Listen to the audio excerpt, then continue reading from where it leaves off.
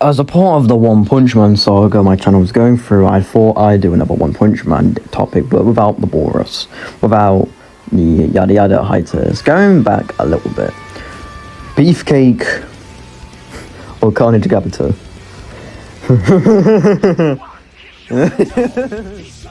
A lot of people really overestimate Beefcake, saying he can beat the likes of Orochi, stop Boris's invasion, and some other wild nonsense, which is just not the case.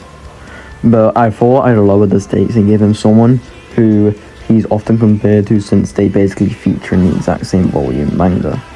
Carnage Kabuto, the freak of nature that is the pinnacle of the House of Evolution and evolution as a whole, versus the strongest man. Who wins and why? Now, I think it might seem like I'm trying to debunk a character, but I don't think it's debunking, because debunking would imply I'm like trying to lower them past what like scales. But I'm just trying to like clarify where I think he actually scales to instead of attacking someone. So I think it's only fair we go over Beefcake first. Beefcake is usually depicted as a demon level threat, with a possible implication from authors that he may have become a dragon with enough destruction. However, from what we see in the show, manga, anime, this type of feat is what the series classifies as a demon level threat. Dragon would probably be on a larger scale, but the quantity of these feats and how much substance we can take out of them and extract is classification of a demon. So as a result, we should scale them in comparison to like other demons and the feat itself. Multiple calculations have been done on Beefcake, creating massive holes, flattening city blocks. However, the most generous you can get Beefcake is into the iron levels of range of power, with the more consistent, and I'll explain more why reliably, ends would classify him as a city flattener with a couple of megatons, but still less than something like the Tsar Bomber, for example, 58 megatons. So it kind of depends on which but which version of the material. One Punch Man, the webcomic, the manga, the anime. The anime seems to favour him more due to its unproportional and visual depiction of how he destroys the sea, a lot more elasticated and a bit more goofy. So a lot of stuff is out like size. For example, his actual indoor height is 270 meters, but you can clearly see he's not 270 meters, he's way higher.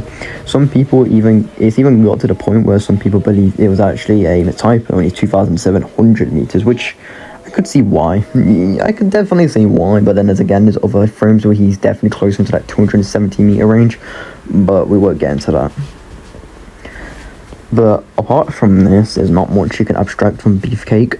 He has town level just from existence, but I struggle to find anyone who actually argues him any higher. Well, sure, he does have a decent advantage of being massive, but it wouldn't effectively combat anyone who's just vastly superior to him in physical attributes. But it would give him a little advantage for range if he wanted to, tag like Orochi, for example. He'd have a bit of an extra shot. But we're stretching now, we're going on nothingness. So from what we have from Beefcake, also I won't even go into speed for this. I'm just going to assume speed is equalized, reaction, combat, travel, because I think we can all agree Carnage Kabuto will just vastly speed blitz the absolute shit out of Beefcake, no matter what your interpretation of Beefcake scaling is, unless you're just being completely disingenuous. Beefcake is at best sub to supersonic, while Carnage Kabuto can completely destroy Genos 55 times in a row.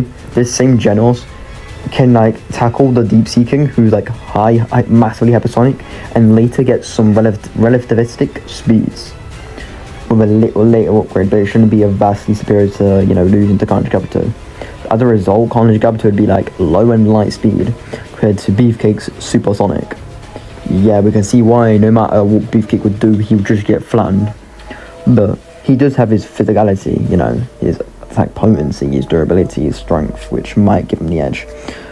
But I think we should go on to Carnage Kabuto now, since I think Carnage Kabuto's got a bit more to work with. Carnage Kabuto is outright the strongest abomination in the House of Evolution, stated by himself. So Tom's interpretation of what he's been given. from the others, and just the pure aura that Carnage Kabuto gives off. The Doctor, the Genius, whatever it's called, emission, and omniscient narrators are like who comment on it. For example, volume covers and data books. So him being this like pinnacle would chain scale him above everyone below him, who we can scale off people like Mosquito Girl, and I forgot his name. Something. Beast King, I think. And they all have that town levels of scaling already. So following on from this, a main argument that people would initially bring up is the fact that Carnage Kabuto is stated to be a higher level threat than Beefcake. However, if you remembered, I said earlier that Beefcake would have been a level dragon. We can assert that it shouldn't inherently just place Carnage Kabuto above all demons.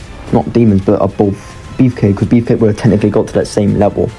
So, you know, we can't just inherently use that, but what we can inherently use it for is to scale above all demons. All demons, all tigers, and all wolves. As a result, we can scale Carnage Kabuto off the likes of Deep Seeking, hydrated and dehydrated. Although granted, hydrated might be a different story with further context, but for now, most species are in its dehydrated state. The Deep Seeking can easily like create city level stuff by breaking through the bunker, which can get to large town level. And his 5 Genos, who debatably already has mountain level scaling from destroying the House of Evolution. So then Carnage Kabuto is inherently above that. But what I do want to bring attention to is that not Beefcake, Deep Seeking is stated to be the unprecedented demon level threat. In lore, Beefcake was also a demon level threat. Would that inherently make Deep Seeking above Beefcake? I don't think so. But what I do think it is asserting that the Deep Seeking is superior to the feats that Beefcake demonstrates. As a result, everything the Beefcake has should be inherited to the Deep Seeking, and this may be even consistent, since Carnage Kabuto in the data book is stated to have basically physically the most the strongest we've seen so far. That would include the likes of Vaccine Man and the rest of the House of Evolution and Beefcake. So we have a bit of a situation.